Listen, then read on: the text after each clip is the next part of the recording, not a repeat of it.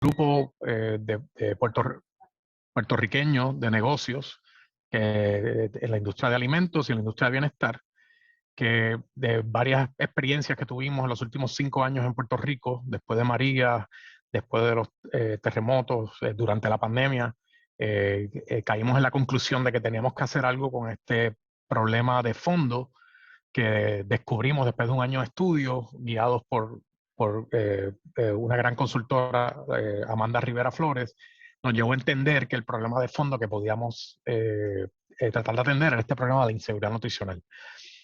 Decidimos poner dos cubetas de recursos detrás de Nutriendo.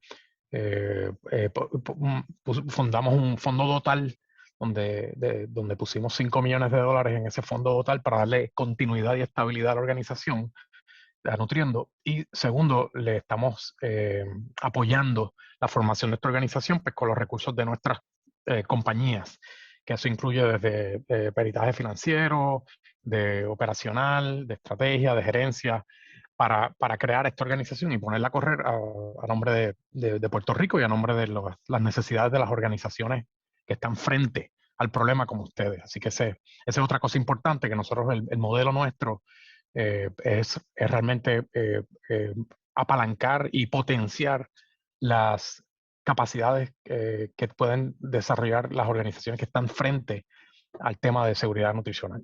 Y ese es nuestro enfoque.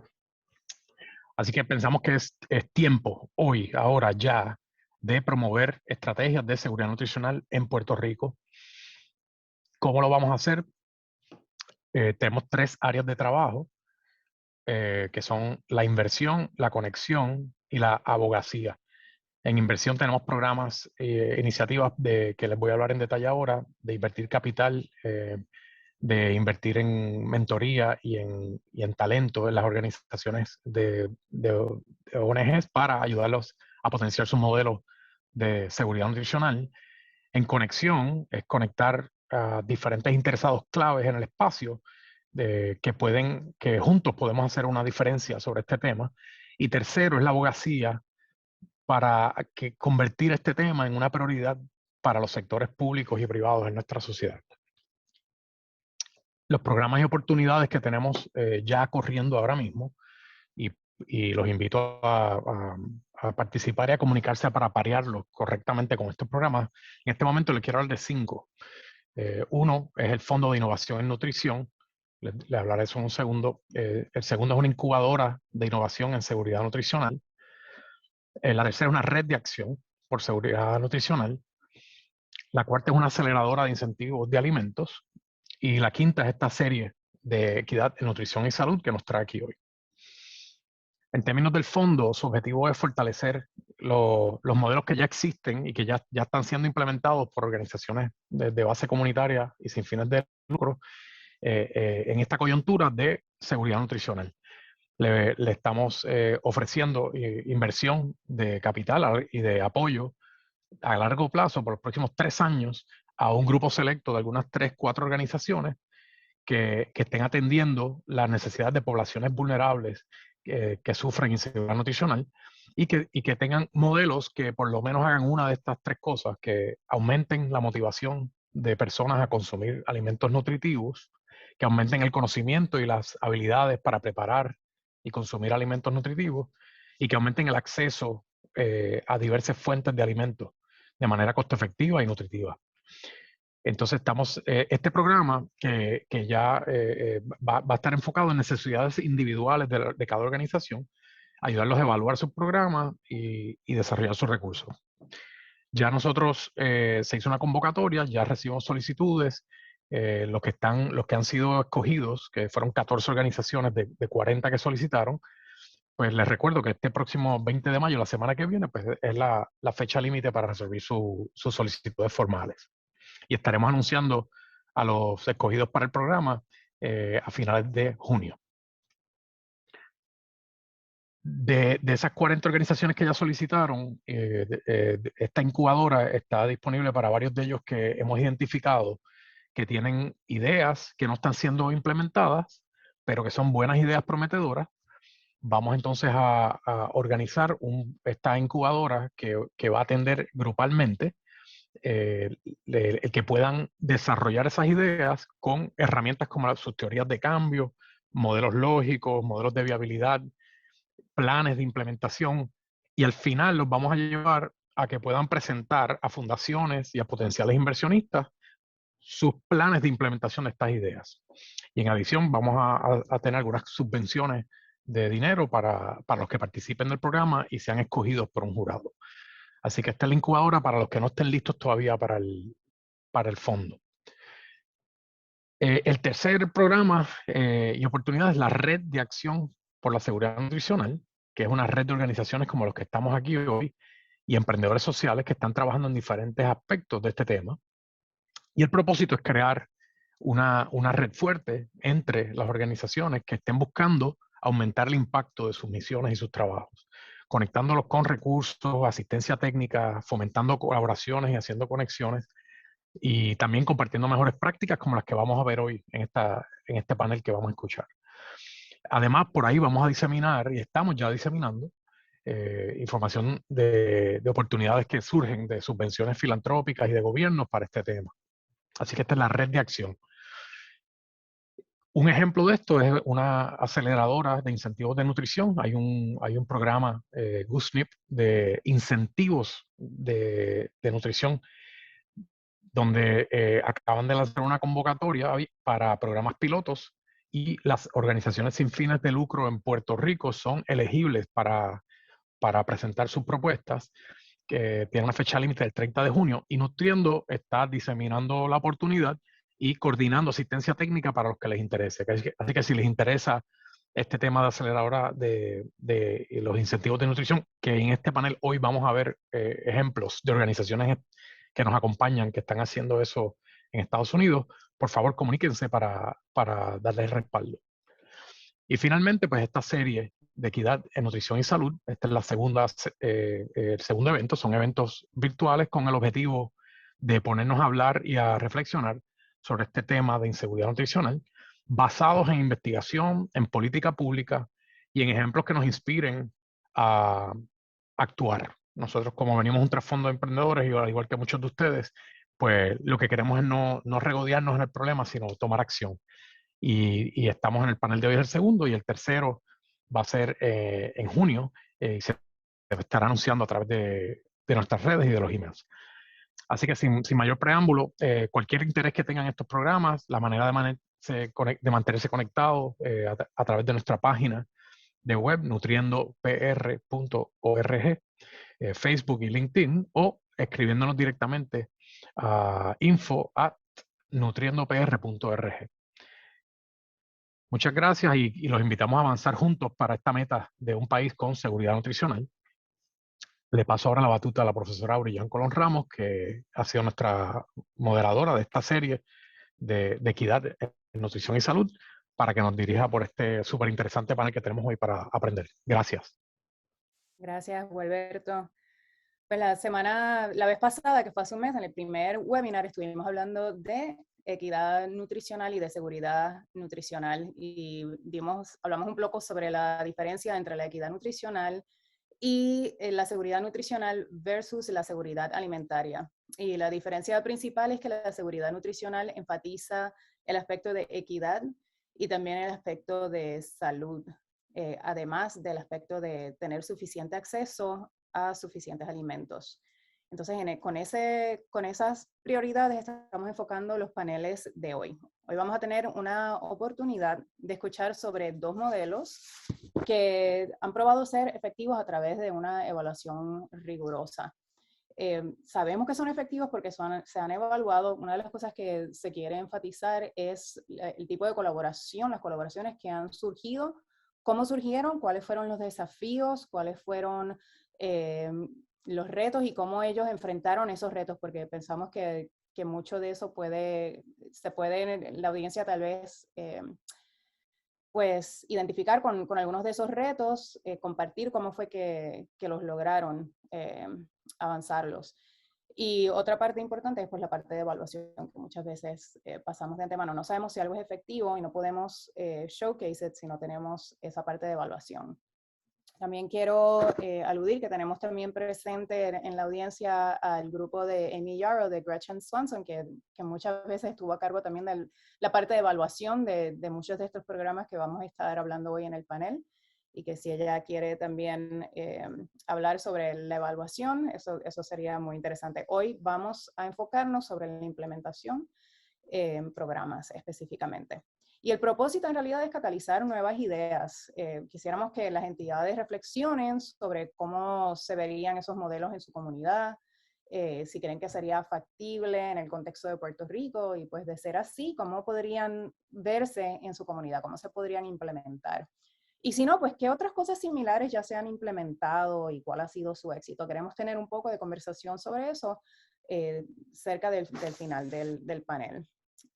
Sobre todo a las entidades que ya fueron invitadas al fondo y que tienen modelos que ya se parecen a esto, pues quizás hay algo que escuchan aquí que sería un añadirle más a lo que ya están haciendo.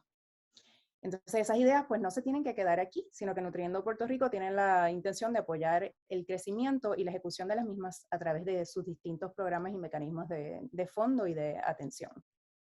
Vamos a empezar con dos panelistas, la doctora Srila Sharma y el señor Mike Pomeroy, y yo voy a cambiar a inglés porque los voy a presentar. Sus bios van a estar puestos en un link en el chat. Yo voy a resumirlos aquí brevemente. So we're going to start with Brighter Bites, and I'm going to start introducing Mr. Mike Pomeroy and Dr. Srila Sharma. Excuse me. They present a very successful program and collaboration between academia and perhaps entrepreneurship. Mr. Pomeroy is the Vice President of Operations of Brighter Bites, and he oversees and directs the programmatic aspects of Brighter Bites across all cities. Brighter Bites was specifically chosen because it has a trail record of evaluation in terms of behaviors, in terms of purchases and costing. And that's what Dr. Sharma hopefully will tell us a little bit about today as well. And it has expanded beyond Texas to all of the United States. Well, different parts of the United States, rather. Dr. Sharma is a professor of epidemiology at University of Texas in the School of Public Health in Houston. She's a behavioral epidemiologist with specific interest in food insecurity, nutritional epidemiology, and diet-related chronic diseases in vulnerable, underserved populations. And I have the pleasure of working with Srila before on food insecurity and meeting her in a number of conferences, and have always thought that we want to learn more about Brighter Bites and how interesting it would be to think about something like this for Puerto Rico. So we are very excited to have you both here today. I will let you, I think either it's Mr. Pomeroy or who's going to share his slides first, and I will go ahead and let you do that and give you the word. Muchísimas gracias. Voy a intentar dar mi parte de la presentación. Oh, tengo que apagar la traducción para que no me oigo. Un momento. Ay, no sé cómo hacerlo. Un momentito. Ok, ya lo hice. Gracias. Entonces, otra vez comparto. Mi español no es perfecto, pero voy a intentar hablar en español. Me encantaría visitar a Puerto Rico un día y espero conocerlos en persona, pero muchas gracias a Nutriendo y a los demás a invitarnos por esa oportunidad. Voy a hablar yo sobre el programa de Brighter Bites y cómo funciona, y después voy a dar el tiempo a Dr. Sharma, que va a hablar acerca de la evaluación que ella ha manejado en los últimos 10 años.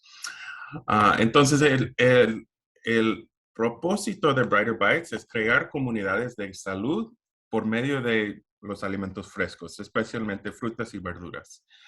Y la manera en que hacemos esto, es que trabajamos con las escuelas y tenemos un programa que por 16 semanas en las escuelas ofrecemos a las familias que atienden a la escuela 20 libras de verduras, una mezcla de papas y zanahorias y cebollas y cosas que tal vez no conocen tanto como la berenjena o la fruta de dragon, no sé cómo se dice. Y tanto con esta provisión de comida cada 2 semanas, les damos a las familias educación de cómo usar estas comidas. A los padres tenemos una aplicación en el teléfono y también unos recursos de papel que damos que trate de cómo preparar estos vegetales, cómo hacerlos en una manera que les va a gustar a los niños. Y a los niños les enseñamos un currículo que se llama CATCH, en las escuelas, que ha sido probado y evaluado y ha mostrado que tiene la potencial de ayudar a los niños a aprender la importancia de comer saludable y tener mucha actividad física. Y combinamos esta provisión de comida y esta educación con lo que llamamos el Fun Food Experience, experiencia de comida divertida. Queremos que los niños se sienten animados de comer frutas y verduras. Queremos que toda la familia se anima a comer todo lo que mandamos en la caja. Entonces preparamos recetas y tratamos de ayudarles a la familia a sentir animados acerca de vivir una vida muy saludable. Y hacemos esto a veces durante el año escolar y también por medio de redes sociales. Usamos Facebook a compartir recetas y también Instagram con nuestros padres en las escuelas para que ellos también compartan las recetas que están dando. Hacemos todo eso, como dije, es 16 semanas. Lo hacemos cada otra semana en el año escolar. Entonces eso más o menos es todo el año escolar. Empezamos en el otoño y terminamos los 16 semanas en la primavera. Y también trabajamos en los veranos con YMCA o otros, donde estén los niños. En los veranos vamos y trabajamos también para hacer lo mismo, proveer comida y educación y hacerlo divertido para todos. Y a la vez estamos midiendo nuestro impacto. Queremos que nuestro programa de veras ayude a esta gente, que les ayuda a cambiar sus hábitos y que lleguen a ser encantados con frutas y verduras estos niños. Entonces, ¿cómo hacemos todo eso? Uno de los primeros compañeros que es importante tener es alguien que nos ayude a procure, encontrar la comida, las verduras y las frutas. En Houston, Texas, de donde Shrila y yo estamos en Houston y es donde empezamos, tenemos el banco de alimentos más grande de los Estados Unidos. Entonces, ellos tienen muchos recursos para almacenar los frutas y verduras y hacerlos llegar a las escuelas con sus trocas. Entonces vi que hay representantes del Banco de Alimentos de Puerto Rico. Me encantaría hablar con ustedes después, a ver si hay algo que hemos aprendido que les pueda ayudar y también ayudar a la gente de Puerto Rico a tener algo similar. Entonces, todos los bancos de alimentos no son no tienen tantos recursos como el de Houston. Entonces, también trabajamos con el sistema de comida. Trabajamos con los granjeros y con las compañías que están distribuyendo frutas y verduras. Ellos también tienen almacenes y trocas y nos ayudan en otras ciudades donde trabajamos a hacer como yo digo, rompecabezas de Brighter Bites. Necesita alguien que nos ayude con eso, escuelas, familias, y nosotros ayudamos a poner todos los piezas juntos. Las familias reciben 20 a 25 libras de frutas y verduras cada semana y tratamos de mandar 8 a 10 diferentes variedades de productos. Y no es lo mismo cada semana. Queremos que se animen los niños a ver qué trae la caja esta semana y se animen más a comer lo que está ahí. Ya hablé poquito de nuestros partnerships. Disculpe que no se viene la palabra. Pero trabajamos con todo el sistema de comida porque ya hay muchas verduras en nuestras comunidades, van a las tiendas. Entonces, si podemos trabajar con las compañías que están ayudando a las tiendas, a los restaurantes, tienen extra comida que a veces pueden donar o pueden vender a bajo precio para que podamos nosotros mandarlos a las familias que lo necesiten. Esto es como ve. Esta foto lo sacamos antes de COVID porque durante COVID las escuelas no nos dejaban entrar en las escuelas a hacer todo eso. Pero originalmente nuestro programa siempre mandaba la comida en bulk, así en cajas grandes de 40 libras, 50 libras y utilizamos voluntarios ahí en las escuelas. Estas son las mismas mamás de los niños que van a la escuela, que vinieron ahí y nos ayudaron en la cafetería, poner todo y hacer bolsas para cada familia que pueden llevar lo mismo, 20 libras de 8 a 10 diferentes cosas. Ahora con COVID hemos estado trabajando con el banco de alimentos o con otros que nos pueden ayudar a empacar las cosas, hacer una mezcla en una caja, que llegan todas las cajas en las escuelas y las repasamos afuera de la escuela, en los carros o en la gente que viene caminando. Ahora que estamos saliendo poquito de COVID, estamos haciendo una mezcla. Hay algunas escuelas se sienten bien haciendo lo que antes hicimos con los voluntarios y otros no se sienten bien o no tienen espacio o no tienen voluntarios, entonces les proveemos cajas a estas escuelas.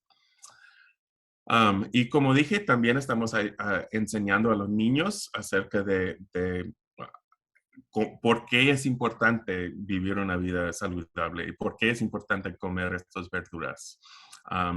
También ofrecemos a los maestros videos que pueden mostrar si no tienen tiempo de hacerlo sí mismo, pero es algo que nuestro equipo de Brighter Bites está todo el año acordando a los maestros, ayudando a los maestros a que sí enseñen los catch lessons para que los niños de veras reciben esta educación. Y también lo queremos hacer divertido, como dije. Todos nuestros recursos están en inglés y español, entonces por favor vayan a nuestro sitio de web y hagan clic ahí en la parte arriba a la derecha donde dice español y pueden bajar todos nuestros recursos para padres gratis en forma PDF.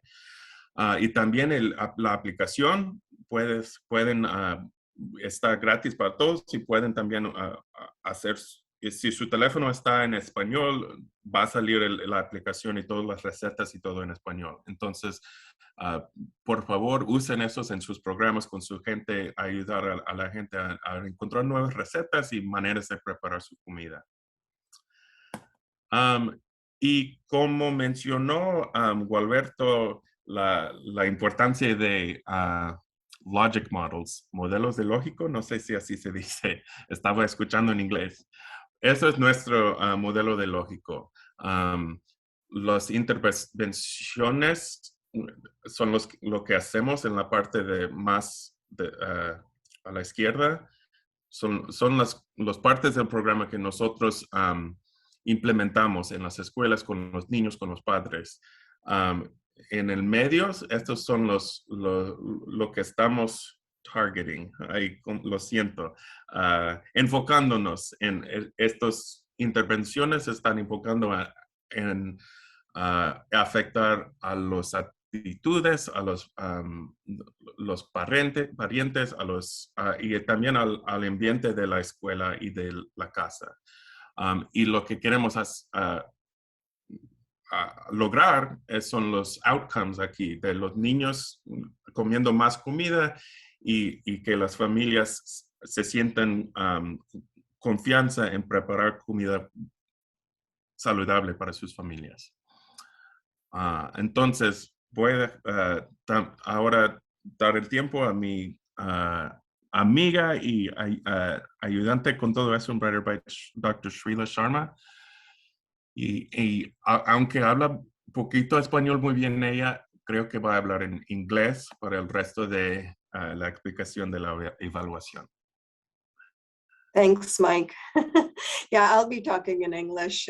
My Spanish certainly isn't as great as Mike's, but appreciate the opportunity to present. So what you all heard thus far is about the program and how it's being implemented. And I'll talk for just a few minutes about the data side of things. When we think about food as medicine, we really want to also make sure that we're implementing the program as planned.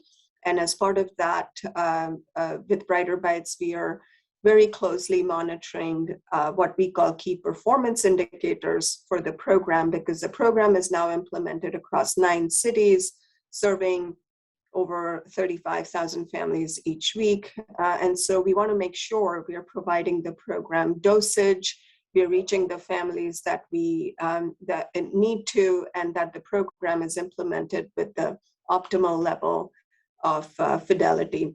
And last but not least, we want to also understand from our families how they are satisfied with the program or not. So we have built out a real-time dashboard using Power BI to help monitor. And what you see here is sort of a sample of the dashboard that allows for easy interpretation of the data all the way down to the staff that is implementing the program at the schools, so that when they see that, that their key performance indicators are in green, that their school is doing well, or if they're in red, then something needs to change and that they haven't met the metric. So one example of dosage is, for our formula, we want to give the families about 50 servings, so 20 to 25 pounds, and 8 to 12 different kinds of fruits and vegetables each week.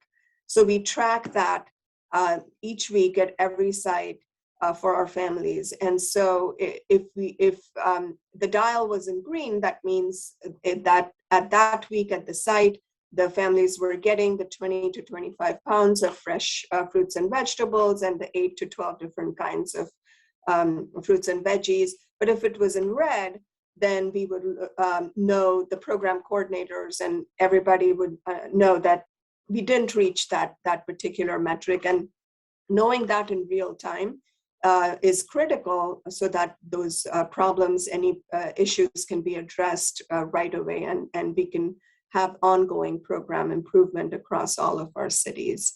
Next slide. So in addition to having that real-time monitoring, program monitoring, and ongoing evaluation, one of the things we've done is also taken a deeper dive into research with our families and tested out the logic model that Mike presented. So, for example, our goal is to increase the consumption of fruits and vegetables, and also to assess if it has a substitution effect with perhaps some of the foods that are not so healthy, so sugary foods and beverages and such. And so one of the studies we did, we compared 6 children and families in 6 schools that received Brighter Bites as compared to 6 schools that didn't. And what we found that there was a significant increase in the amount of fruits and vegetables consumed.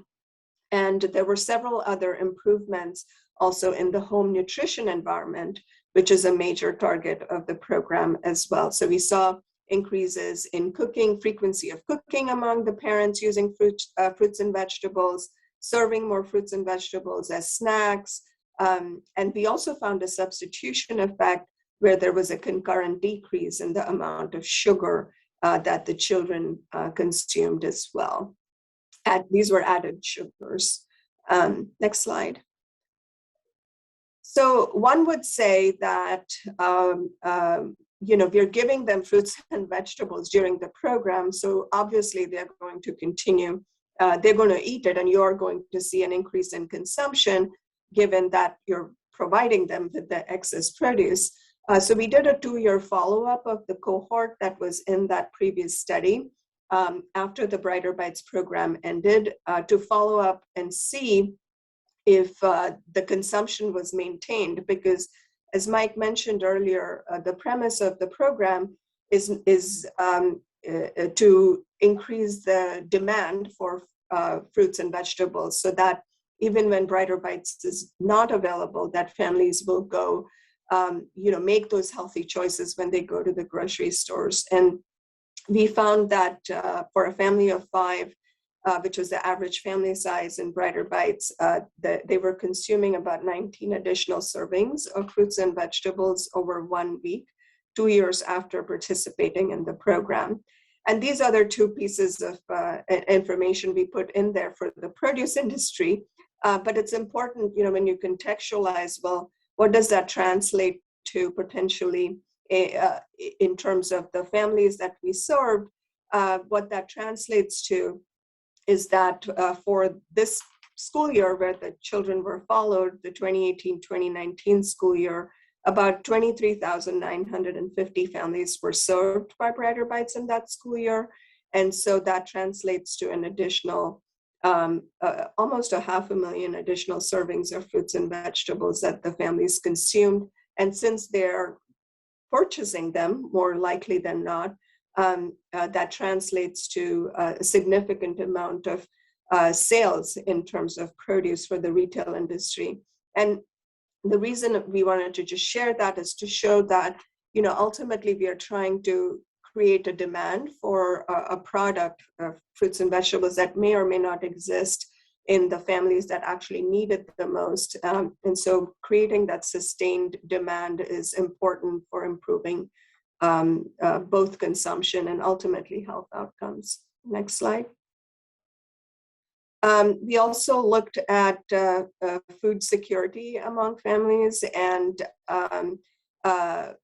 we found there was about a 25% decrease in food insecurity among Brighter Bites families 1 year after participating in the program. And we actually did the same cohort when we followed them 2 years later. There was about a 33% decrease in food insecurity among the same families. And so this is another metric that we track among our families. I think it's important to note that at baseline, about 71% of our families, consistently about 71% are food insecure year after year. So we serve a population that is highly food insecure as well. Next slide. Also wanted to show real quick, the program, as Mike mentioned, is implemented in the whole school, and which means that teachers also get to participate in the program. And so we also do a teacher survey because we want to monitor not only what the teachers are eating, what the teachers are teaching with the CATCH program, but also the impact that the program may have on their own consumption of fruits and vegetables. And so what we can see here is that in 2019-2020, 84% of the teachers reported that Brighter Bites produce distribution influenced their own intake or consumption of, was helpful in influencing their own consumption of fruits and vegetables. And that's important when you're trying to create an ecosystem of healthy nutrition so that both teachers and kids can, practice, participate, and speak in the same language around healthy food and nutrition. Next slide.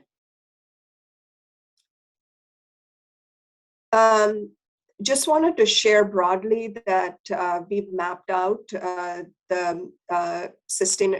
how Brighter Bites aligns with the United Nations Sustainable Development Goals, and there are 17 Sustainable Development Goals, which are an urgent call for action across all countries. And Brighter Bites meets about 3 or 4 of the Sustainable Development Goals of zero hunger, good health and well-being, reducing inequalities, and responsible production and consumption. Because Brighter Bites takes predominantly donated produce or produce that may have otherwise died on the landfill and doesn't make it to the retail store, and channels it into communities that needs it the most. So it does have an impact on the food waste side of things as well. Next slide.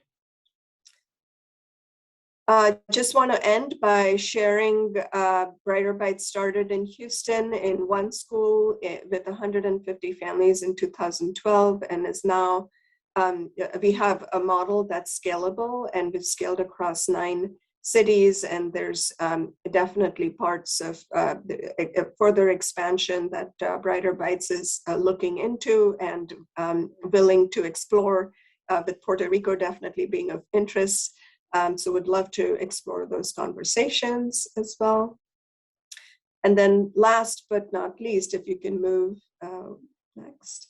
Just want to show that Brighter Bites wouldn't happen without the partnerships. This is just a small smattering of the partnerships that Brighter Bites has with various agencies, government agencies, for-profit, retail industry, food growers, food distributors, as well as several nonprofits such as the food banks across the country. So we really, Brighter Bites really leverages these partnerships so as to not reinvent the wheel, so that we can connect the dots all the way from produce waste to having a public health impact in schools and communities that need it the most. And I want to just thank you all for giving us the opportunity to speak, and we're happy to take any questions at the end of this panel. I'll take it back to you, Uri. Thank you so much. Thank you so much, Srila and Mike. Mike, thank you for speaking Spanish. That was fantastic. I know that Dr. Sharma, you have to leave a little bit earlier, so I've taken the liberty to just have a little bit of discussion before you go. If you can just tell us, both of you, now we're thinking about, there are a lot of really interesting things happening in Puerto Rico. There's a lot of push for evaluating and showing that it has an impact as well. If you could reflect upon those first starting dates when the conversation started, the collaboration started with the partners. Who were the partners? What were the challenges? How did that evolve from a seed, from an idea to action? What were the challenges that you faced there and the facilitators? Yeah, I think the first partners were was the Houston Food Bank and the KIPP school system, and honestly, you know, that's the leveraging. The Houston Food Bank is the largest food bank in the country, and Brian Green, who's the president of the Houston Food Bank, essentially, you know, said to us that we're happy to do the produce. They do the produce inventory and distribution to the schools, but he said, you're going to have to do the bagging at the schools. And at that time, you know, that seemed really daunting to us, because the food bank, as you saw in Mike's slide, drops off these huge pallets of produce. These are, you know, 1,000-pound pallets. And then how do you establish a streamlined system so that people are not there hanging at the school for hours, right? And so so the strength was having the food bank and the school partnership. I think, you know, Mike will share now, we have a formula that in year 0, before going into any region, we really make sure those partnerships are established and in place with growers, distributors, so on, so school districts, food banks, before even, you know, going into programming. But in that first year, the biggest challenge was, how do you actually make the distribution happen at the school in a way that doesn't add a lot of added time burden to the schools? But what was surprising is that the volunteer base of the parents has been the sort of one of the strongest side effect of the program, because parents are very excited to participate and come in because food is an equalizer. You don't need to know a language. You don't need to, you're coming in, you're, working with food and you're bagging. And so we have a conveyor belt kind of a system that you saw. And essentially we can bag bags for up to 600 families in as little as an hour and a half. So while that was a challenge, that also ended up being a strength because it brought parents into the schools that weren't coming in before. So those were sort of our initial learnings about actually how do you make a distribution happen in the schools. And then last thing I'll say is schools, nutrition education has sort of gone out of the schools. And so really, we have Jacqueline Noyola is our national sort of trainer for all of the education that happens in the schools, and really providing, we have to hold the hand of the school and really provide not just the training, but the ongoing technical assistance to implement and adopt the CATCH program so that it's not something that's over and above what the teachers are doing, but just part of the fabric of what they do in math, what they do in science, what they do in language arts. So, that was another sort of a challenge because that has pretty much gone out of our schools, and we had to figure out how to bring it back. I'm going to follow up with a question of how do you get buy-in from the schools for the first time? I know with some schools, for sure, depending on the principal, it's easier than others, but how have you generally done this? Mike, do you want to take that? Sure, and I'll just stick in English to keep this conversation flowing. We are only offer our services to schools that have 80% or higher children in need. And so that's one of our eligibility criteria. And schools have to be in a good place where they're able to host a school program like this. And so it is a application/interview process where we reach out to schools and schools reach out to us, and we kind of evaluate each other to see if this is really a good fit for the campus, if the principal feels like the teachers have the bandwidth to teach the lessons, if there's room in the cafeteria to host a bunch of parents to pack fruits and veggies. How is the pickup going to work? Is there a logical flow that parents can use in the driveway outside or wherever it is outside the school? So those things all have to be worked out, and there has to be buy-in and desire from the principal and the teachers. But I think also what you're getting to is that there's so much on teachers' plates. Like this is a challenging ask for some schools and teachers because there's so many other priorities that they have in helping children learn and grow. And so we really try to make it, even though we are asking schools to do quite a lot, we make it as easy as possible, and we have staff that's dedicated in helping them achieve those goals. So we made those CATCH lessons available as videos for the teachers. We've also gone in and sometimes taught lessons ourselves to help the kids. I saw that question in the Q&A. We do typically train the trainers to train the teachers to teach the lessons, but that's something that our staff can support in periodically to help make it easier. And we also just try to be really flexible and meet schools where they're at. Understand that maybe we need to be a little flexible in how we deliver the program so that it meets the needs of the families in this school. I'll just add that having the fruits and the whole school approach, where even the teachers receive the fruits and vegetables, has the teachers very excited. Everybody needs to eat healthier, and the bag is such, it's very, we try to make it very exciting with the variety of fruits and vegetables. So that's a huge incentive for the teachers as well to participate. So both families that bag and the teachers go home with a bag of fresh produce, and there's no additional financial incentive for schools that is offered. No, yeah, the program is free to all the families and teachers, and yeah, there's no additional incentive. And just to clarify, the parents who come in and volunteer are only a fraction of the parents who receive the produce. Parents who are not able to come in and volunteer come after the school day ends, and we send it home with everyone who wants it. That's great. I do have another question from Gualberto. How does Brighter Bites engage the private sector partners in procuring the food on the side of procurement? Mike? Sure. That was something that coming out of public health and academia, Srila and I didn't know anything about, and we have had to learn quite a bit about.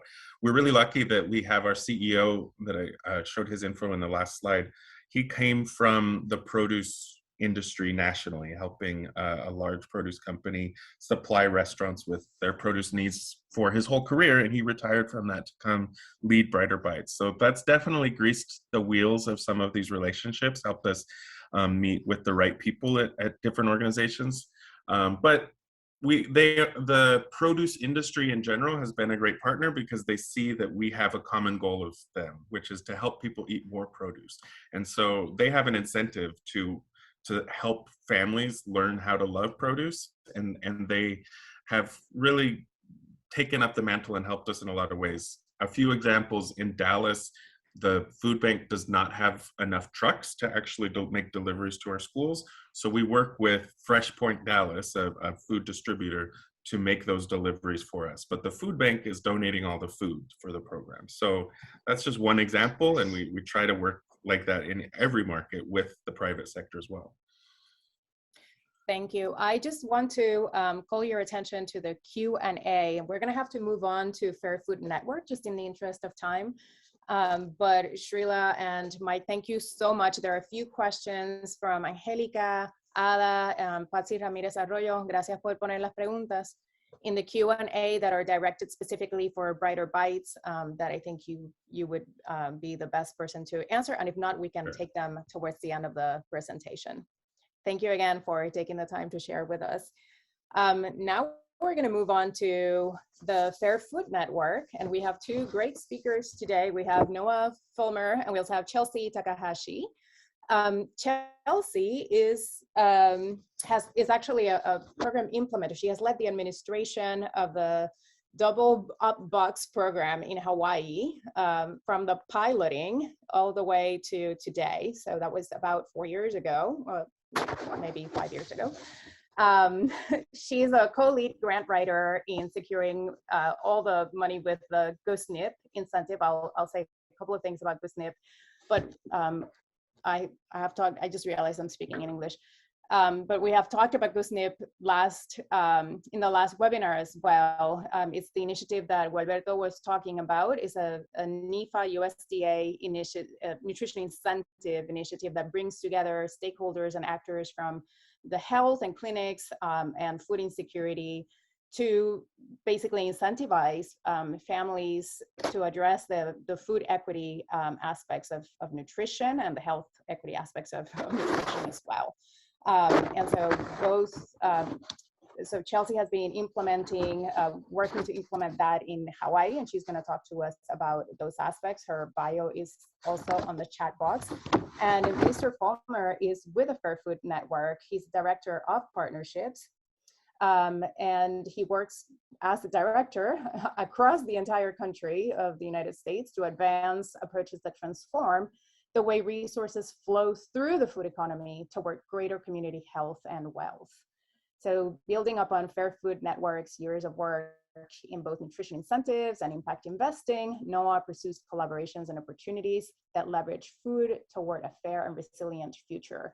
So I think the way that we're gonna do the presentations today and have the Q&A later is we'll have Noah speak first and then Chelsea speak specifically about Hawaii. And Noah will be focusing on explaining what is the food incentives program, how they have operated, and what have been the results. Noah, would you like to share your screen? Yes, thank you, Uri and Gualberto and Srila and Mike. I've learned so much already this afternoon, and it's wonderful to be here. Thank you so much for having us, and buenas tardes. And I'm going to stick with English because it's better for everyone that way. So as Uri shared, Fair Food Network, we work nationally at the intersection of community health and wealth. And we partner on initiatives, especially around nutrition incentives, with USDA and then National Institute of Food and Agriculture, that's NIFA, and the Gretchen Swanson Center for Nutrition on a program called the Nutrition Incentive Hub that provides technical assistance to groups across the country that are implementing SNAP incentive and produce prescription programs through the Gus Schumacher Nutrition Incentive Program, which you've heard referenced a little bit, GusNIP. And so we'll get into all of that in a sec. And I wanted to kind of start by sharing a little bit about the ideas behind nutrition incentives, which are not necessarily new in the US. They really date back to the beginning in the wake of the Great Depression, around the beginning of the food stamp program, which is now known as SNAP and NAP. And so the idea behind the original food stamp program was actually one of nutrition security and economic development together. It was about giving dollars to Americans to help them afford nutritious food, helping American farmers sell more food to those consumers, and overall to boost the local economy in the process. So that idea has really evolved over the years as agriculture has evolved, as food security has evolved, and overall, so many things change over time. And so sometimes you need to tweak policy and programs to keep up with emerging needs, and nutrition security is no different. So there have been efforts to keep nutrition at the center of assistance to low-income families and boost fruit and vegetable sales for farmers.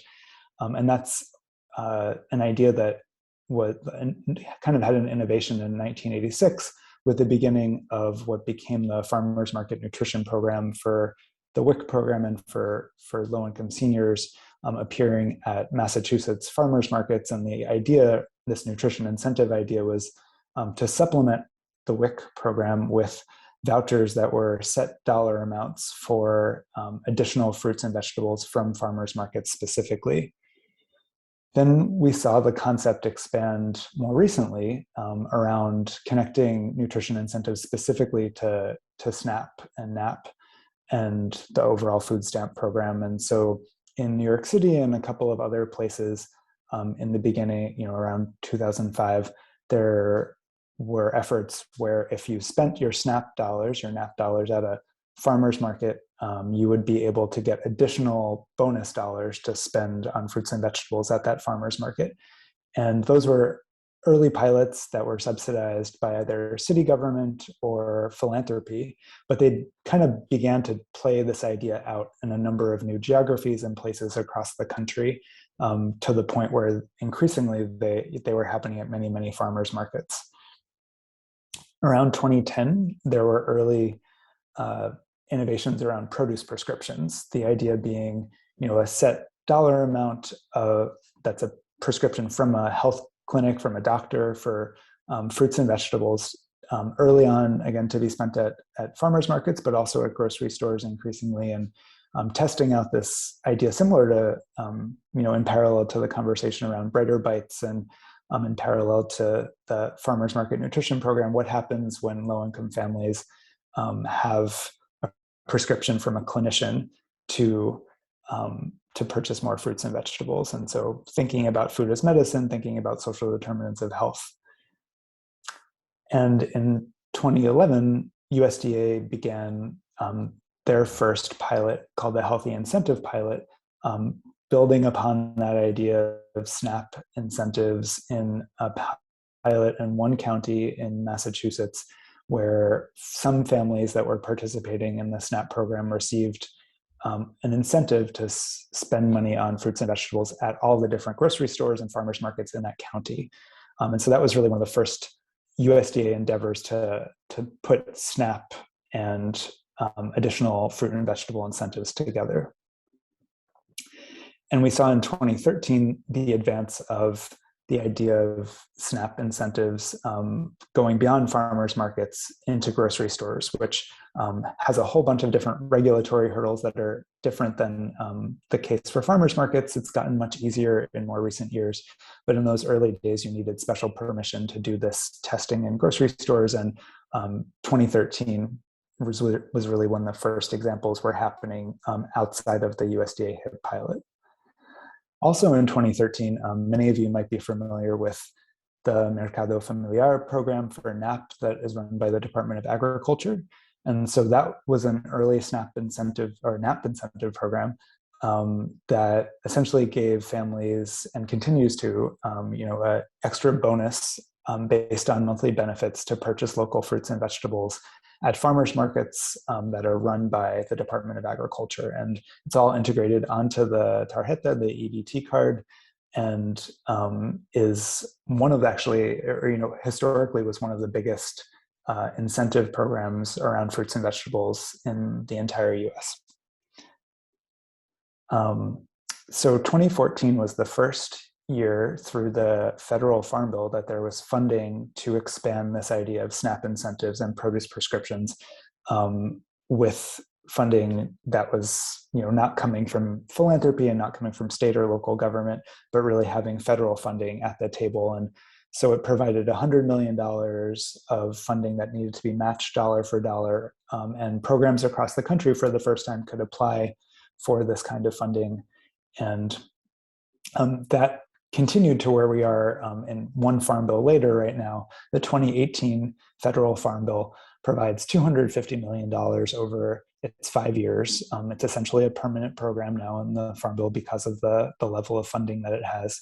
And it continues to be structured as competitive grants that are available to programs that are going to offer NAP incentives or produce prescriptions.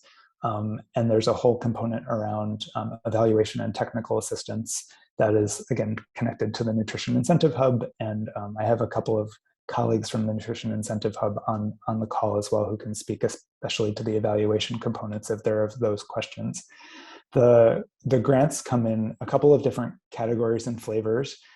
For the NAP incentive programs, you can apply for up to 4 years of funding, depending on the amount of funding that you're looking for. There's large-scale grants that are for regional efforts, and there are smaller grants that might be for community efforts. All of the money needs to be, again, matched with non-federal funding, dollar for dollar. And the eligible applicants are nonprofit organizations and also government agencies. And there's a yearly RFA, which is actually out right now. The deadline for both the NAP incentives and the produce prescriptions for this year or the deadline is June 30th. And the goal really overall is to increase the purchase of produce by low-income NAP participants. And in the case for the NAP incentive portion and for the produce prescription, there's a connection to healthcare entities in promoting the purchase and consumption of fruits and vegetables. And most of the projects that are funded are also given priorities for different elements, including connections often to local and regional agriculture and culturally appropriate produce. So there's kind of 3 different typical models. Well, if we're talking about the NAP incentives, to give people an idea of how these work, you either have families that are participating in a program where when you buy produce with your NAP dollars, you would earn an incentive to spend on additional produce. You also have examples where it's just buying NAP or using NAP dollars to purchase NAP eligible items, and then you can earn the incentive just for produce, or flipping that, buying produce with NAP to earn an incentive that would be able to be spent on NAP eligible items.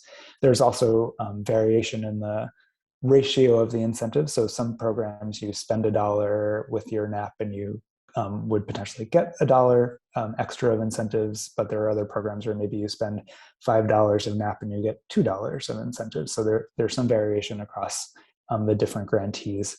And there's also variation about how many dollars per transaction or day or month a participant might be able to get through the NAP incentive program. We can talk about how it works at a typical farmer's market or store if that's helpful. And there's also ways, if you are either not successful in getting the federal GusNIP funding, maybe the timing is too tight right now, or maybe it is a competitive grant where there's not enough funding to go around. There is definitely a way to operate these kinds of programs without necessarily having the federal funding if you have other non-federal funding. And so for all these kinds of questions, the Nutrition Incentive Hub exists to provide the kind of technical assistance around answering these questions, thinking through program design, thinking through the application, to USDA that's open right now, and what would make for a good, strong application. It's a lengthy document to go through, and if you haven't done a NIFA grant before or a federal grant before, there's a lot that we can help kind of tease apart to make it easier for you to digest and write the application.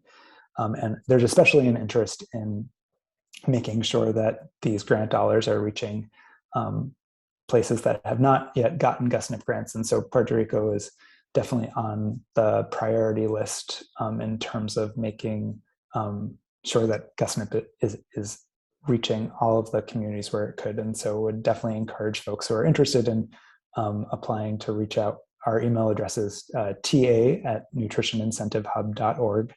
And we're happy to provide support in English or Spanish. So wanted to put that out there.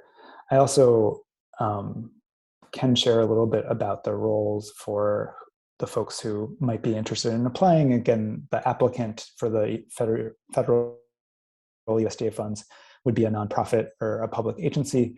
That agency is going to raise the local match dollars, apply for the grant, connect with NAP authorized farmers markets or retailers, and then be responsible for managing the funds in terms of getting reimbursement to the retailers for the incentives, doing the reporting to USDA and to the Nutrition Incentive Hub, and also, then making sure that the markets and retailers have the resources they need to appropriately train their staff and run the program through their system. So lots of different moving parts and pieces. It might seem intimidating and overwhelming right now, but again, we're happy to take the time with anyone one-on-one to discuss further. And in terms of the evaluation and what the GusNIP program has led to date, I wanted to share, because of the way that the Nutrition Incentive Hub is funded to do evaluation, there's been shared measures and metrics and a national evaluation of the program for the past years. And so we're really excited to see that the GusNIP program, is reaching 48 states and Washington, D.C. We'd love to see it in Puerto Rico as well. It's been about $193 million of federal funding to support nutrition incentives since FINI and GusNIP, since these two farm bills.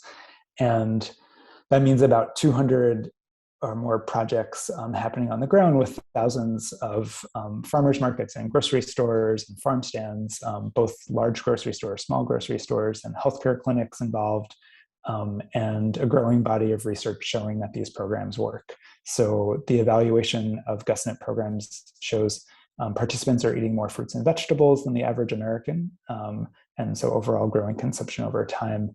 And there's also an increase for fruit and vegetable sales for the retailers that participate significantly, as well as for the average, or for participants, we're also seeing that participating in a GusNIP program leads to increased food security. So really amazing evaluation coming together, again, thanks to the hard work at Gretchen Swanson Center. And again, the deadline for the RFA is June 30th, and any questions about applying can go to the ta@nutritionincentivehub.org email address. And with that, I would love to toss it over to Chelsea at the Food Basket, who has been an important partner for Fair Food Network and the Nutrition Incentive Hub, and is also a stellar GusNIP grantee. Thank you, Noah. Oh, can I get screen sharing? Oh, there we go.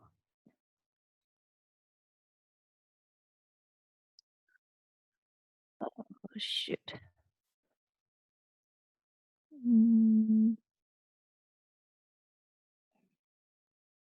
Oh, shoot. I don't have my notes. Anyways, so my name is Chelsea. I'm from the Food Basket. We're here in Hawaii. I'm the director of Healthy Food Access Initiatives. Is my screen looking okay? It's not looking okay on my part. There we go. Yes. Okay, good. So before I start, I just want to say a little bit about my experience getting involved in the DeBucks program. Our organization received a FINI grant, which was the former name of GusNIP, So that was our first big nutrition incentive grant. Our executive director asked me to manage it back in 2017. That involved going to national conferences. And I remember feeling very intimidated by the much larger grantees and much larger projects. They had bigger budgets, beautiful marketing material, a lot larger staff. And now that I've scaled my own project, I've now realizing, well, wasn't overnight, and it took many years. And if any of you are feeling intimidated by the GusNIP or pursuing these types of projects, just know that it starts off small, and there's usually a gradual learning and growth involved depending on your capacity. So let's dive in. Where is Hawaii? I like to show this view of the globe because you can appreciate how large the Pacific Ocean is and where we're located in the middle of it. If you can't see it, we're right there in that red dot. This is a closer view of the state. We are divided into 4 counties. The food basket is located on this green island. Our nickname is called the Big Island, but it also goes by the name of Hawaii. And so the food basket's on the Big Island, but we do operate across all 4 counties. And who we are our founding organization, or the group that decided that a statewide project or a statewide program was something that we wanted was the Hawaii Good Food Alliance. The food basket is a member of the HGFA. Different members were running their own independent nutrition incentive programs, and we realized that we needed to come together and really put our foot forward in applying for a statewide project, in applying for a GusNIP project. So that this group is the reason why we are now a statewide program. And of course, the food basket, we again are we are the program administrator of Double Up Food Bucks. I'll be calling it the Bucks. It's a lot shorter. And the third group who help to support the program are all of our lovely partners, which include the funders, our food retailers, outreach partners, which are a lot of nonprofits, and our advocates at our state legislature. And I like to use this graph to explain our model. There are 2 basic relationships that describe our program. This first relationship is between the SNAP customer and the food retailer. So that includes grocery stores, farmers markets, CSAs, any type of retailer that sells locally grown produce. So these food retailers offer a 50% discount. That is how our specific project works. It works vastly differently across the country, but we've decided to use a discount method. So the food retailer offers a 50% discount to the SNAP customer, and that hopefully incentivizes the SNAP customer to purchase more produce. And in return, that increases sales for the food retailer. And then the second relationship, I like to point this out because this is where all of our program funding gets spent. Whenever the food retailer offers a discount to the customer, they track all of those discounts throughout the month, and the food basket receives an invoice from them, and we reimburse all of that money that they're issuing in discounts. So for example, a customer might purchase $50 worth of local produce at a food retailer. They would only need to use $25 of their food stamp dollars to make that purchase. And then the 50% discount would be covered by the Bucks program. So because the whole purchase is still being covered, the food retailer doesn't lose out any money on that purchase. They still get that $50 worth of revenue on the local produce. And this is a map that we have on our website that shows, it's meant for SNAP customers to search for a retailer near them. This is our program reach. As you can see, we're in all 4 counties. These are the logos of all the partner retailers. On the top half, you'll see the grocery stores that we work with. And in the bottom half, we call them the farm direct retailers. These are your farmers markets, mobile markets, CSAs. During COVID, a lot of them are now purely online. You can shop for items and then meet them at different pickup points to pick up their produce. So those are our farm direct retailers. And then the main difference between them operationally for the bucks is that our grocery stores use this access card. So the SNAP shopper will bring this access card at checkout, and the cashier will scan the back of it because there's a barcode on the back of it. And that barcode triggers the discount only on those qualifying items that are programmed into the POS system. I forgot to mention, we used to have a $20 cap on the discount. And as of September 1st, because we received new funding, GusNet funding, we decided to remove the cap, and now it's an unlimited discount. So if a customer purchases $100 of produce, they can get the full 50% off or $50 off of their qualifying produce purchase. And the customer will identify qualifying items in the store based on our logo. Our logo will be located on the price signage. So these are a few examples of qualifying items at our pilot store, KTA Superstores.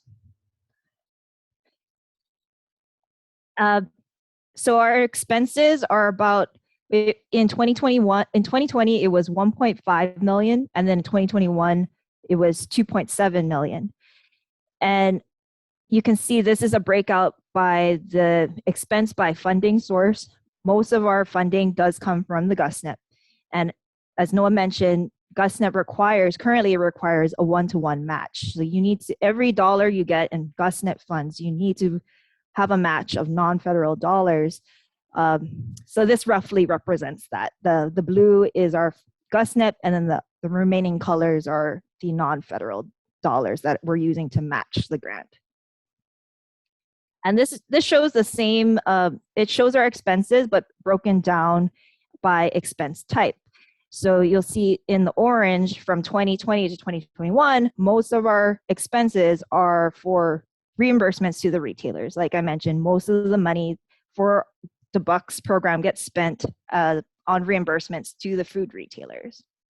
And then the other colors, there's marketing in there, evaluation, in-kind services and materials can also be used as match on GusNet funding. And I know there's some questions about evaluation. In order for me to talk about evaluation, I need to talk about the people who want our data. And there are many different organizations and entities to ask for it. So I've divided them into 5 different categories. The first, of course, is USDA NEFA, because they're our main funder. We are expected to provide annual reports to them. That's a requirement. There's also required reporting to the NTAE.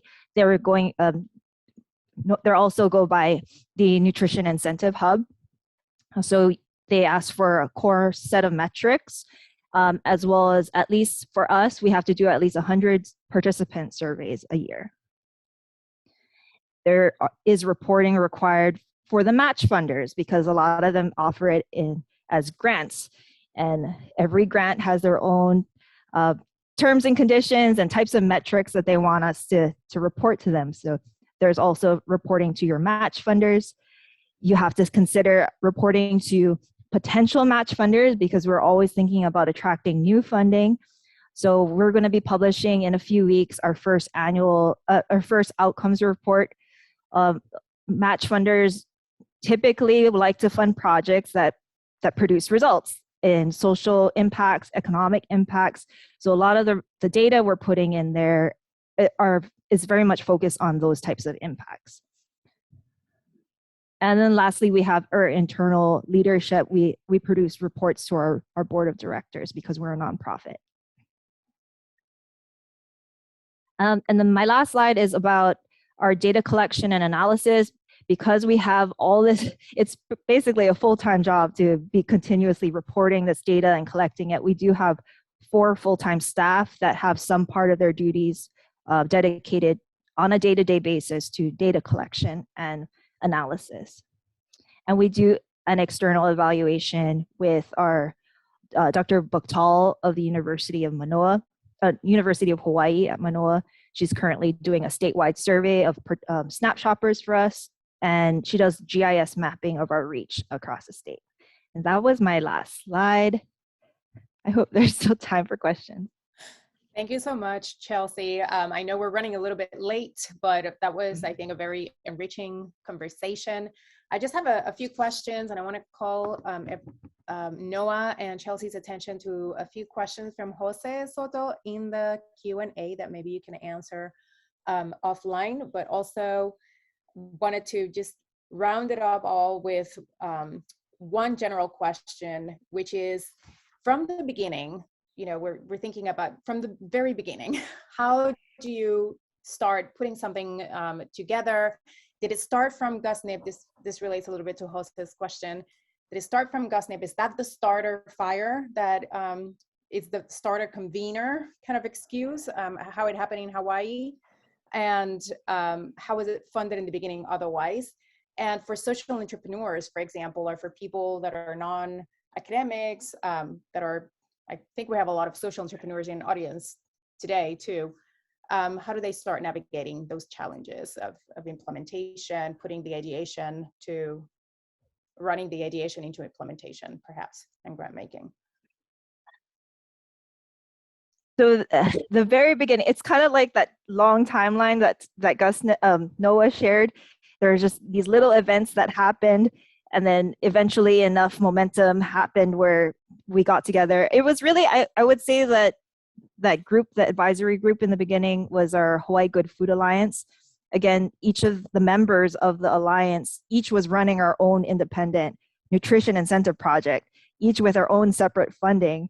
And it was one of the members, she received a Robert, I can't remember the name, Noah. She received Robert the Johnson Foundation. Yeah. Yes, she has a fellowship. That was also, I think, crucial to bringing us together, because a part of her project for that fellowship was to form this alliance, which was primarily nonprofits that were involved in the food insecurity, agricultural production world of Hawaii.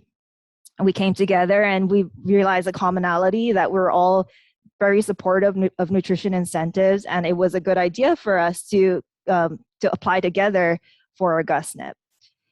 So I think probably forming alliances and partnerships was one of the crucial steps that needed to happen to make it a regional program.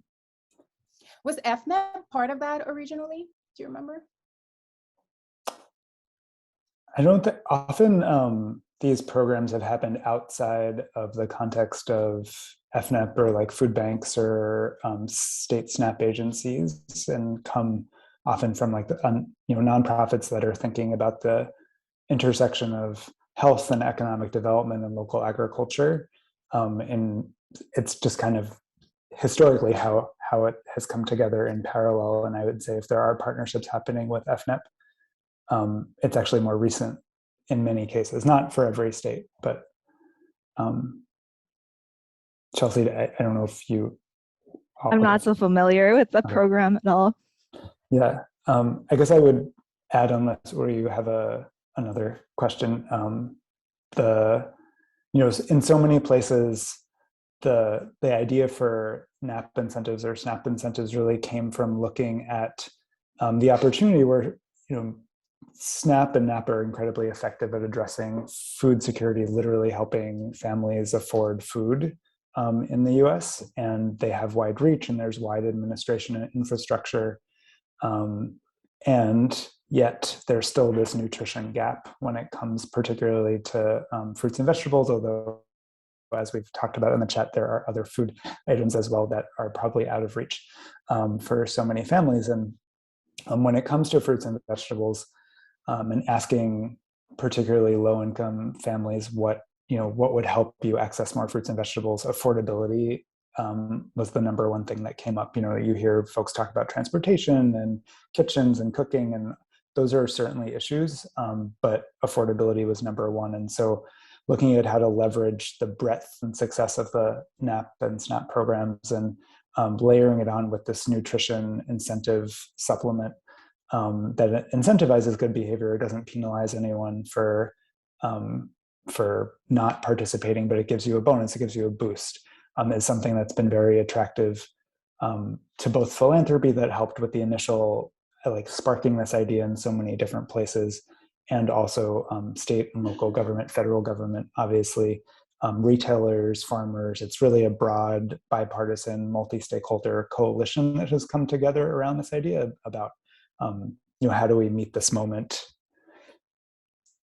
That's really interesting. And I also want to point out that Dr. Amy Yarrow is also mentioning that she doesn't think there has been a direct tie between FNAP or SNAP-Ed with GusNIP, which is interesting. We can talk a little bit more about that, although we are certainly at time. And Maribeth, I just want to make sure that answers your question. And if it doesn't, feel free to unmute yourself and ask, or put it in the chat as well.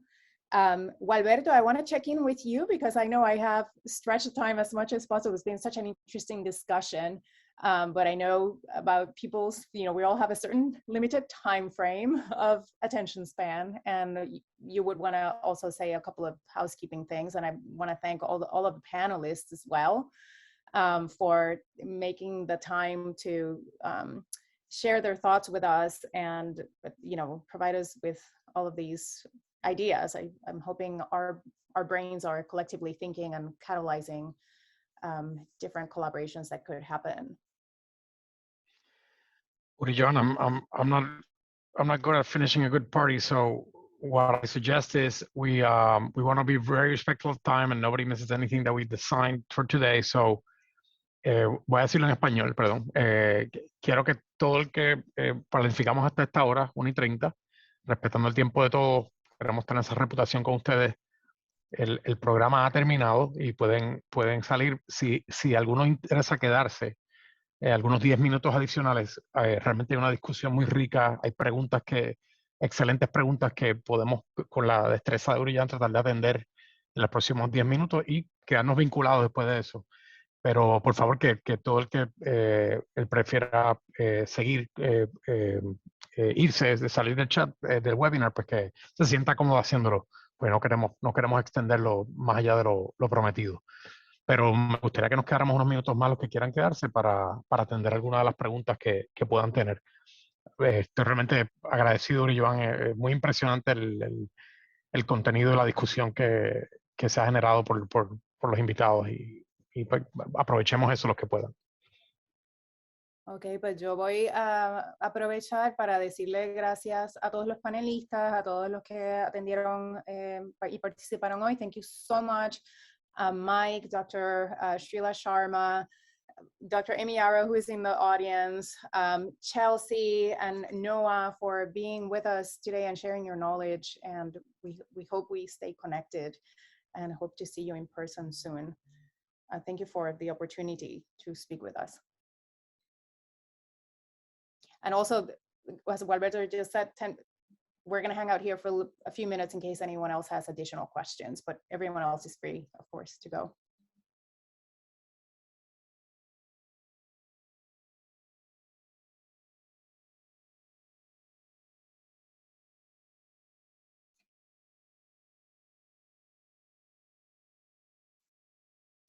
I want to remind everyone we also have a third webinar coming up in June, so stay tuned for that.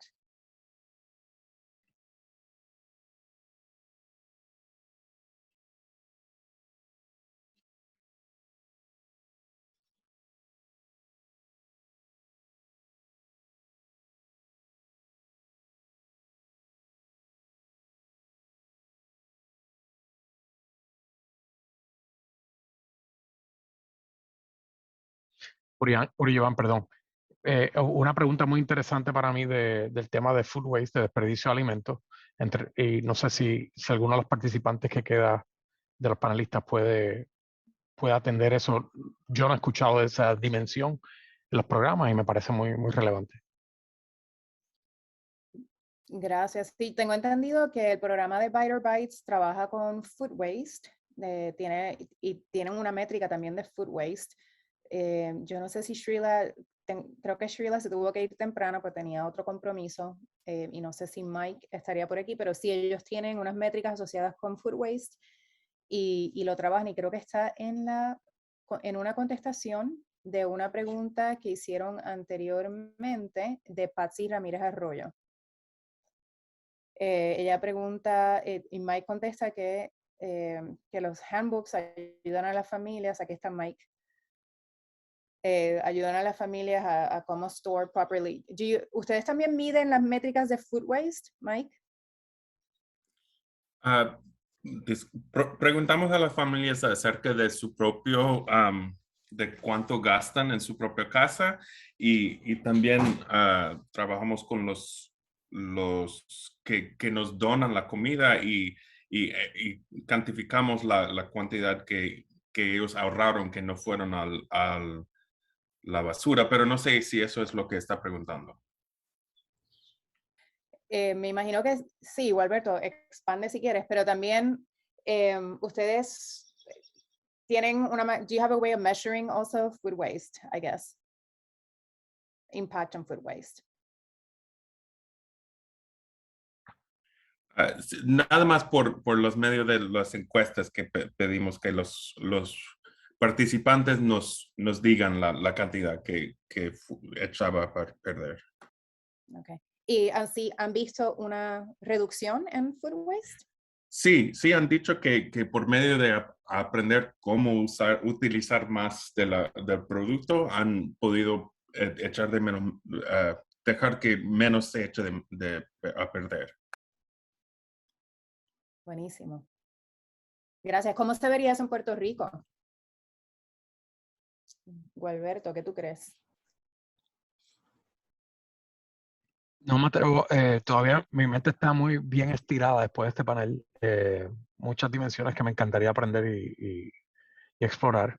Creo que aquí hay gente que tiene mucho más experiencia con programas de esto.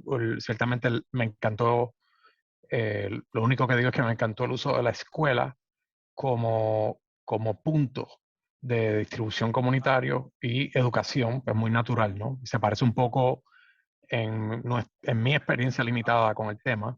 Recordemos, no soy experto en el tema, es algún trabajo que hicimos durante la pandemia con el Boys and Girls Club, que usó sus clubes y sus cocinas como puntos de distribución de comida. Entonces pues siempre se quedaron con esa piquiña de la oportunidad que representa la convergencia de educación, de capabilities de educación con este tema. Entonces es algo que el Boys and Girls Club en particular pues se le abrieron sus ojos y me abrieron los ojos a mí de la oportunidad que ofrece la escuela y el ambiente educativo para expandir hacia la familia. Buenísimo. Yo no sé si yo me voy a atrever a invitar a Daniel a darle el micrófono a los participantes que quedan para que ellos puedan hablar. Creo que Carlos Torrado y tal vez Patsy Ramírez Arroyo puedan decir algunas cosas de lo que ellos conocen para tener una discusión más rica, si eso sería provechoso y no caótico. Saludos, aquí Carlos Torrado, ¿me escuchan? Te escuchamos, sí. Muchísimas gracias por la oportunidad. Me pasa igual que Alberto, al escuchar los panelistas de Blew My Mind en todas las posibilidades que pueden haber. Tengo un poco de experiencia trabajando con el tema, ya que represento tanto a Centro María Mazarribales Pin Orocovis, que fue uno de los que presentamos LOI y aceptada, y luego también el Banco de Alimentos del Este, que le llamamos Luz del Mundo, en Fajardo. Entonces también ahí fue sometida la carta de interés y fue aceptada o invitada para la propuesta formal. Entonces, con esa experiencia de ambos, uno en el centro de la isla y otro en el este, en la costa justo, obviamente la pregunta de las carnes, porque resulta que, como ustedes bien saben, que en puertorriqueño, en su dieta diaria, no puede dejar fuera por mucho tiempo el pollo y el cerdo y ese tipo de cosas, ¿no? Y otras carnes y mariscos, sobre todo acá en el este, se come mucho el marisco. Entonces, la inquietud nace de que, bueno, si vamos a empezar totalmente, en mi opinión, obviamente totalmente legítimo, promover la nutrición con vegetales y productos de frutas, que es importantísima porque no El puertorriqueño normal acá en la urbe, digamos, y más los jóvenes, lamentablemente han dejado fuera vegetales y frutas al nivel que debería de tenerlo. Por eso estamos teniendo los indicadores que tenemos en salud. Ahora bien, ¿cómo hacemos para que poco a poco ir introduciendo la conciencia de la buena nutrición si dejamos fuera completamente las carnes? En la cultura va a ser de rechazo. Es lo que quiero. Inicialmente, cuando tú empiezas a ir introduciendo algo que quieres que luego entonces se expanda, va poco a poco de primer nivel, segundo, tercero y así por el estilo. Por tanto, pedagógicamente hablando, sería interesante ver si hay algún otro programa que introduce la buena nutrición, incluyendo carnes y mariscos, y más tarde expandiendo o incluyendo y más tarde expandiendo frutas y vegetales. Ese era mi interés, si es que había algo así, porque obviamente me interesa impactar la cultura a la primera. Sí, yo voy a contestar desde el punto de vista como de nutrición, como persona que hace investigación a nivel global. A nivel global, donde hay mucha falta de proteína es donde hay unas hambrunas severas. Lo que estamos viendo en Puerto Rico y en otras partes del mundo, que son los indicadores que usted menciona, don Carlos, es básicamente los problemas de obesidad, diabetes, hipertensión, y no es por falta de proteína, sino que estamos comiendo proteína en exceso y falta de alimentos que son ricos en nutrición y bajos en lo que son calorías extra, que son lo que son las frutas y vegetales. No se va a hacer por promocionar algo, no quiere decir que es mutuamente exclusivo de la carne, es decir, que no va a reemplazar la carne nunca se va a reemplazar, es parte de la cultura. Pero ahora mismo en todo Estados Unidos y en Puerto Rico y en muchas partes en Latinoamérica, se come muy por debajo de la recomendación de lo que son las verduras y las frutas, tubérculos, etcétera. Y la carne, a menos que estemos hablando de extrema pobreza en comunidades remotas en otros países que no necesariamente existen en Puerto Rico, sino estamos hablando lo hemos visto en Guatemala, lo hemos visto en países muy remotos en Perú, donde tal vez la carne y la proteína estamos viendo que sí hace falta. Pero en Puerto Rico no es exactamente el perfil. Así que se está promoviendo, el que se promueva las frutas y los vegetales no van a jamás, va a tomar muchísimo para que reemplace las carnes. Muchas gracias. Estoy totalmente de acuerdo con usted. Totalmente de acuerdo con usted. Pues qué bueno. Perdón, no completa. ¿Dónde? No, es que quería saber si no tenía algo que añadir, porque yo también vi que Noah, do you have something to add to this question? Because I know you wrote something also in the chat. Sure. Yeah, I wanted to just add in terms of meat and other proteins. That's something that the NAP program already supports folks purchasing using NAP dollars on meat, and maybe it's not enough certainly to meet most families' needs, but it's not that the idea is to take away dollars from what people can spend on meat.